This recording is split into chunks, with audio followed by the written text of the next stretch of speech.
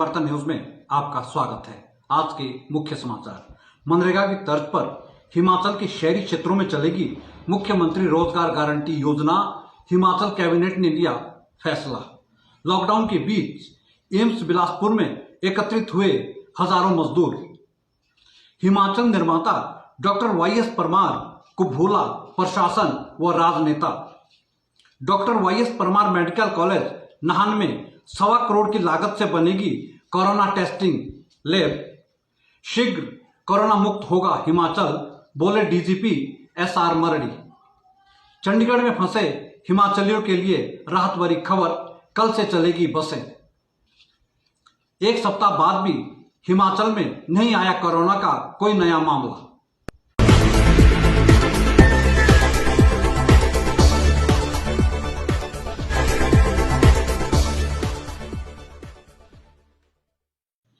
अब समाचार विस्तार से। हिमाचल प्रदेश में मनरेगा की तर्ज पर शहरी क्षेत्र में रहने वाले श्रमिकों के लिए मुख्यमंत्री रोजगार गारंटी योजना आरंभ की जाएगी। यह निर्णय आज हिमाचल प्रदेश कैबिनेट ने लिया। कैबिनेट के मुताबिक शहरी क्षेत्रों में रहने वाले प्रत्येक मजदूर को साल में 120 दिन का रोजगार मिलेगा ताकि वह अपना निर्वाह कर सके। महत्वपूर्ण लिया गया है। इससे पूर्व भी हमने जो हमारा राज्य निर्माण एवं अन्य कामगार बोर्ड है, उसमें जो हमारे रजिस्टर्ड मजदूर हैं, जिसमें मनरेगा के लोग भी हैं और अन्य जो हैं वो निर्माण क्षेत्र में काम करने वाले मजदूर भी हैं, इससे पूर्व 2000 की राशि उनको पहले दी गई थी। आज निर्णय लिया गया है कि इन पंजीकृत कामगारों को 2000 रुपए प्रति कामगार की दर से अतिरिक्त वित्तीय सहायता के रूप में एक और किस्त प्रदान की जाएगी।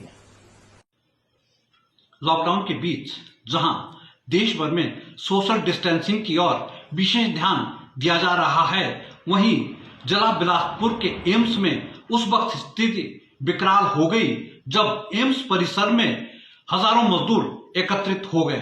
मजदूरों का कहना है कि उन्हें नियमित रूप से ना तो भोजन मिल रहा है और ना ही पुख्ता व्यवस्था की गई है। श्रमिकों के मुताबिक एक तरफ सरकार सोशल डिस्टेंसिंग की बात करती है, दूसरी ओर जो मजदूर एम्स में काम कर रहे हैं वह एक कमरे में 15 से 20 लोग रह रहे हैं। यही नहीं, श्रमिकों का कहना है कि 200 मजदूर एक टॉयलेट का इस्तेमाल करते हैं।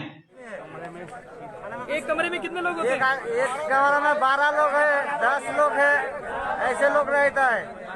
2 महीना हो गया, खाना मिलता है, हाजिरी भी नहीं मिलता है। बोलता है जो आधार कार्ड दे दो पैसा मिलेगा, फिर बोलता है जो ये दे दो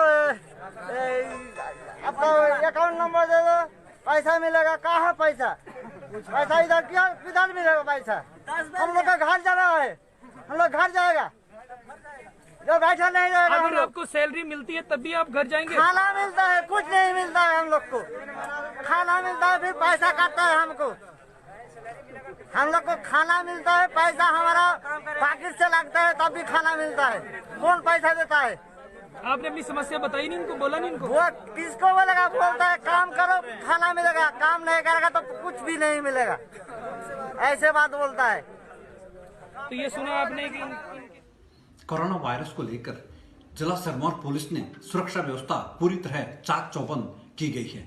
एसपी सिरमौर अजय किरण शर्मा ने बताया कि लॉकडाउन के दौरान जिला सिरमौर में विभिन्न राज्यों से 753 व्यक्तियों ने प्रवेश किया है। उन्होंने कहा कि जिला सिरमौर में 16 इंटरस्टेट नाके हैं जहां पर 24 घंटे पुलिस की तैनाती की गई है। एसपी सिरमौर ने बताया कि जो भी व्यक्ति बाहर से आ रहा है उसका बाकायदा स्वास्थ्य परीक्षण करवाया जा रहा है। यही नहीं, बाहर से आने वाले प्रत्येक व्यक्ति को 14 दिन के लिए होम क्वारंटाइन पर रखा जा रहा है। आपको बताना चाहूंगा कि हमारे सिरमौर जिला में अंतर्राज्यीय 16 नाके हैं। उन 16 में से 5 नाकों से पैसेंजर ट्रैफिक आ रही है। बाकी जो इसेंशियल और नॉन इसेंशियल गुड्स लेके जो व्हीकल आ रहे हैं वो तो सारे 16 के 16 नाकों से ही एंटर कर रहे हैं, लेकिन पैसेंजर ट्रैफिक 5 नाकों से है। वो एक तो बहराल है, दूसरा यमुना ब्रिज है, तीसरा कालाअंब है, चौथा उत्तराखंड हिमाचल बॉर्डर पे मिन्नस है और 5वां हिमाचल और हरियाणा बॉर्डर पे महलप्रीत नगर नाका है, जहां से पैसेंजर्स की एंट्री हो रही है। अभी तक 26 तारीख से ये ई पासिस पे हिमाचलीज की एंट्री जो चालू हुई है, तो हमारे पास 753 लोग हमारे इन 5 नाकों से एंटर किए हैं और साथ ही 318 व्हीकल्स ये एंटर किए हैं। उपायुक्त सिरमौर डॉक्टर आर के परूथी ने कहा कि doctor Y S Parmar medical college एवं अस्पताल में 1.18 करोड़ की लागत से कोरोना टेस्टिंग की लैब स्थापित की जा रही है। उन्होंने कहा शीघ्र ही लैब का काम आरंभ होगा। उपायुक्त सिरमौर ने बताया कि जिला खनिज फाउंडेशन ट्रस्ट सिरमौर के सहयोग से इस लैब का निर्माण किया जा रहा है, जिस पर 1 करोड़ 18 लाख रुपए की लागत आएगी। बाहर से आने वाले व्यक्ति पर पूरी तरह नजर रखी जा रही है। जिला सिरमौर पुलिस ने पांवटा साहिब में एक नई रवायत शुरू की है। जो भी व्यक्ति बाहर से आ रहा है उसकी अंगूठी पर बाकायदा पक्की स्याही लगाई जा रही है, ताकि यह पता चल सके कि यह व्यक्ति बाहरी राज्य से आया है। डीएसपी पांवटा साहिब सोमदत्त ने बताया कि प्रत्येक व्यक्ति के अंगूठे में स्याही लगाई जा रही है। उन्होंने कहा कि बाहर से आने वाले व्यक्ति को बाकायदा क्वारंटाइन पर रखा जा रहा है। उन्होंने बताया कि जो भी व्यक्ति कर्फ्यू पास का दुरुपयोग करते हुए पाया जाएगा, उसके खिलाफ सख्त कार्रवाई अमल में लाई जाएगी। मैक्सिमम आता रहता हूँ रोज और आज भी मैंने पूरे जितने भी मेरा जो कर्फ्यू में जो ड्रिल दी जाती है 4 घंटे की, उसमें मैं खुद भी था और देखा कि काफ़ी लोग जो हैं वो जो उनको पासेस इशू किए गए हैं उनका मिसयूज़ कर रहे हैं। एक गाड़ी जो है जो एसेंशियल कम्युनिटी के लिए लगाई गई है, उस गाड़ी को 3-4 चक्कर लगा कर घुमाते रहते हैं। तो उनसे पूछा गया और मैंने लिखा है कि इनके जो फालतू वाले जो घूमने वाले लोग हैं उनके जो पासेस बने उनको कैंसिल करने के लिए लिखा हुआ है। चंडीगढ़ में फंसे हिमाचलियों के लिए राहत भरी खबर है।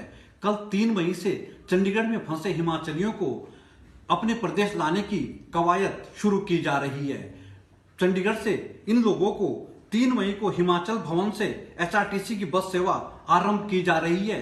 3 मई को कांगड़ा, चंबा, ऊना व हमीरपुर के लोगों को एचआरटीसी की बस अपने अपने जिला में ले जाएगी, जबकि 4 मई को बिलासपुर, मंडी, कुल्लू और लाहौल स्पीति के लोगों के लिए बस सेवा आरंभ होगी तथा 5 मई को सिरमौर, सोलन, शिमला व किन्नौर के लोगों के लिए एचआरटीसी की बस सेवा उपलब्ध की जाएगी। इन दिनों बेमौसमी बारिश ने किसानों पर कहर बरपाया हुआ है। भारी बारिश व ओलावृष्टि के चलते जिला सिरमौर में करीब 8 करोड़ रुपए की फसल तबाह हो गई है।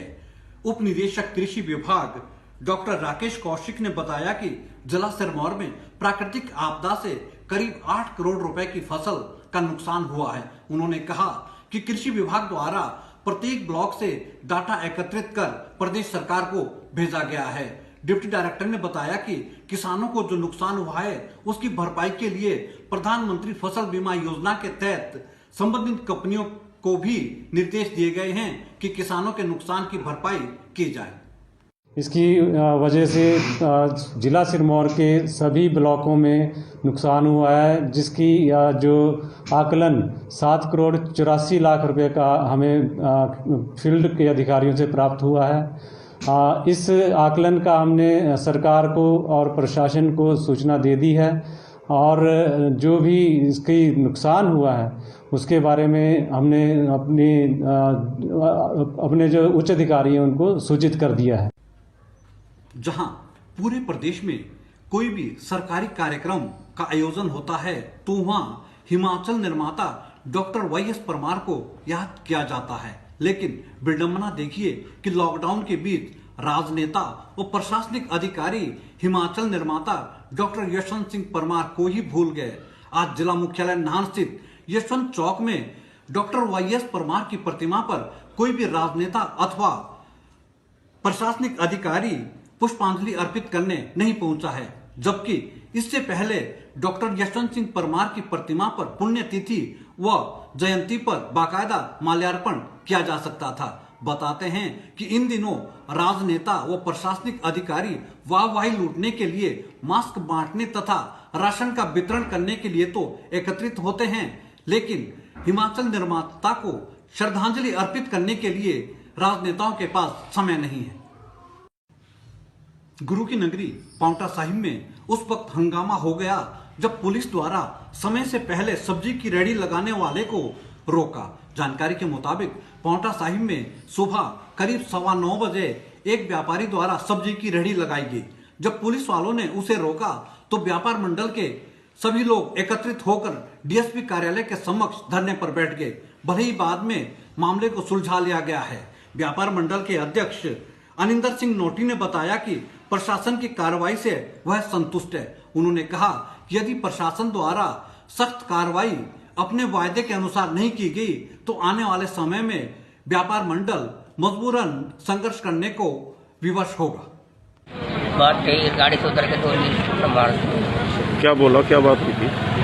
हमारे को शर्म नहीं आती, तुम सीढ़ी खोल के बैठ गए। उम्र कितनी है आपकी? मेरी 60 साल। कब से काम कर रहे हो यहाँ? 40 साल। पांवटा साहिब में। हिमाचल प्रदेश पुलिस प्रमुख एसआर मरड़ी ने कहा कि कोरोना वायरस को लेकर हिमाचल प्रदेश में स्थिति अन्य राज्यों की अपेक्षा बेहतर है। उन्होंने कहा कि हिमाचल शीघ्र ही कोरोना मुक्त होने वाला है। एसआर मरड़ी ने बताया कि हिमाचल में कोरोना के कुल 40 मामले पॉजिटिव आए थे, जिनमें से 30 लोग पूरी तरह स्वस्थ होकर घरों को चले गए हैं। उन्होंने कहा कि वर्तमान में प्रदेश के अस्पतालों में केवल 5 लोग ही कोरोना से ग्रसित है जो उपचाराधीन हैं।